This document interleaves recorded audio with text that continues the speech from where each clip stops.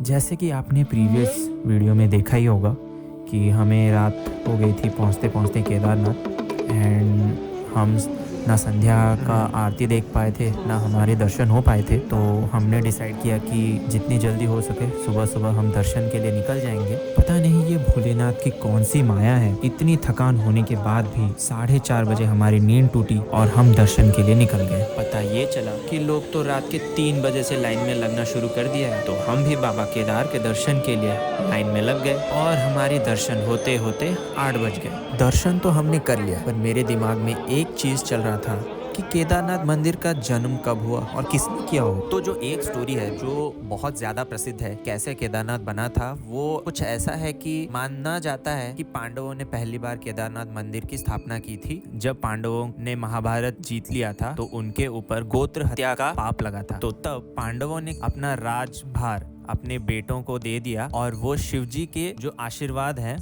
उसको पाने के लिए निकल गए।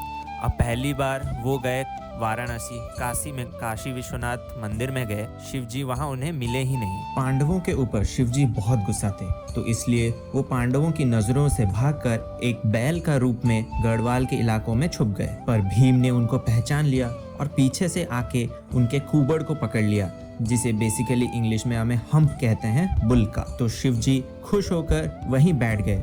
तो आज की डेट में केदारनाथ में शिवजी का जो बैल अवतार है उसके हम्प की पूजा की जाती है। तो ऐसे माना जाता कि जब वो बैठे तो उनका जो बॉडी था तो वो धरती के अंदर धंस गया और उनके बाकी के हिस्से उत्तराखंड के अलग अलग जगहों में उत्पन्न होने लगा, जिसे हम पंच केदार के नाम से जाने जाते हैं। इसीलिए केदारनाथ में शिवजी के हम्प की पूजा की जाती है, तुंगनाथ में शिवजी के भुजाओं की पूजा की जाती है, रुद्रनाथ में शिवजी के फेस की पूजा की जाती है, मध्य महेश्वर में शिवजी की नाभि की पूजा की जाती है और कल्पेश्वर में शिवजी के बालों की पूजा की जाती है। तो ऐसे ही कुछ केदारनाथ की पहली स्थापना की कहानी है। मंदिर को बहुत बार वापस से भी बनाया गया है। अभी का जो मंदिर है माना जाता है कि इसे आदि गुरु शंकराचार्य जी ने स्थापना की थी और यहीं पर उनकी समाधि भी है।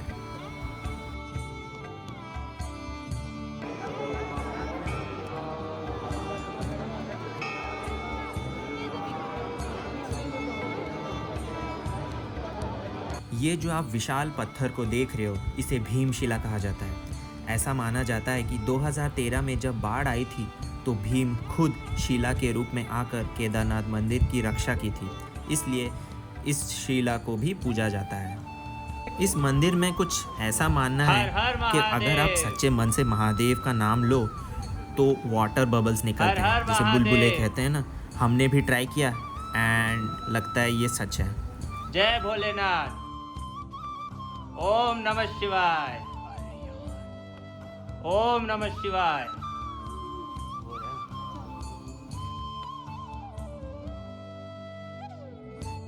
मंदिर के राइट साइड एट अराउंड 1.2 या 3 किलोमीटर जब आप ट्रैक करते हो आप पहुंचते हो भैरव मंदिर। कहा जाता है जो केदारनाथ आता है उसे भैरवनाथ मंदिर के दर्शन करना अनिवार्य है। भैरवनाथ भगवान को एज अ गार्डियन माना जाता है केदारनाथ मंदिर का।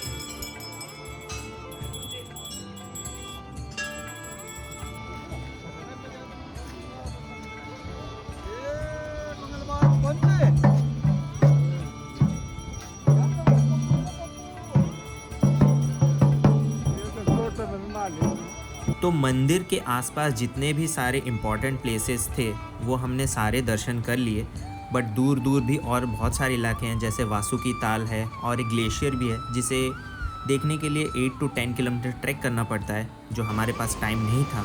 तो हमने अपना डिसेंट टुवर्ड्स गौरीकुंड शुरू कर दिया एट अराउंड 10 AM एंड नीचे पहुँचते पहुँचते हमें रात के 10 बज गए। तो हम वहाँ से सोनप्रयाग गए और हमने वहाँ पे स्टे लिया और वहीं रेस्ट लिया।